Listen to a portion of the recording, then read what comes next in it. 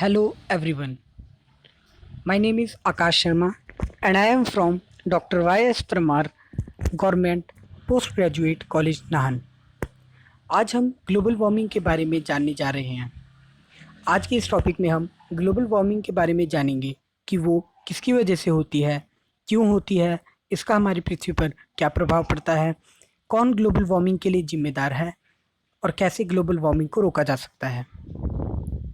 Global warming. Global warming is a major atmospheric issue all over the world. Our Earth's surface becoming hot day by day by trapping the sun's heat and rise in the level of atmospheric carbon dioxide. Global warming आज विश्व भर में एक major issue है। हमारी पृथ्वी के surface का temperature day by day बहुत तेज़ी से बढ़ता जा रहा है because of carbon dioxide and other green house gases. Why carbon dioxide is increasing day by day?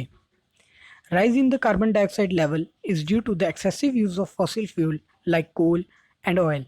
Deforestation is also a major cause of global warming. Decreasing the number of plants on the earth increase the level of carbon dioxide, as plants are the main source for using carbon dioxide which is released by human being. So we have to plant more and more trees to decrease the level of carbon dioxide in our atmosphere. वातावरण में carbon dioxide बढ़ने का एक बड़ा कारण deforestation है। लगातार भारी मात्रा में पेड़ों के कटान से वातावरण में कार्बन डाइऑक्साइड की मात्रा बढ़ी है। कार्बन डाइऑक्साइड की मात्रा के बढ़ने का कारण हमारे फॉसिल फ्यूल्स को अधिक मात्रा में उपयोग करना भी है। अगर पेड़ ही नहीं रहेंगे तो वातावरण में कार्बन डाइऑक्साइड की मात्रा बढ़ती जाएगी, जो कि पृथ्वी पर मानव जीवन को खत्म कर देगी।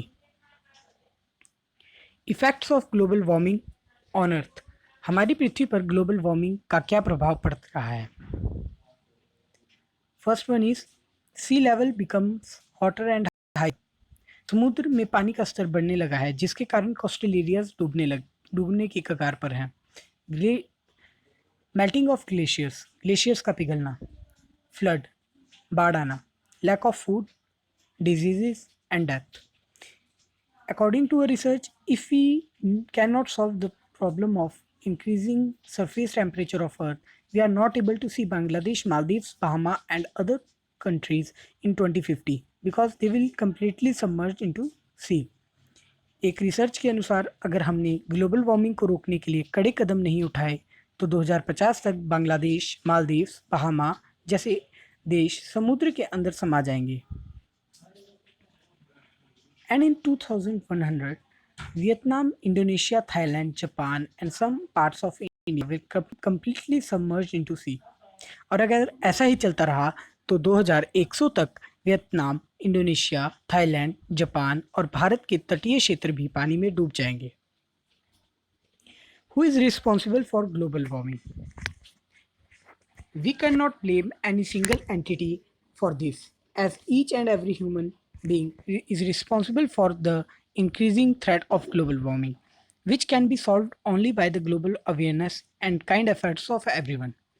ग्लोबल वार्मिंग के लिए कौन जिम्मेदार है? हम किसी भी देश या किसी एक मनुष्य को ग्लोबल वार्मिंग का जिम्मेदार दोषी नहीं ठहरा सकते। ग्लोबल वार्मिंग हम सब की वजह से हुई है। In order to stop the life-threatening effect of the global warming, we should take a permanent break from all the bad habits causing increase in CO2 level and other greenhouse effect, and then Earth's surface warming.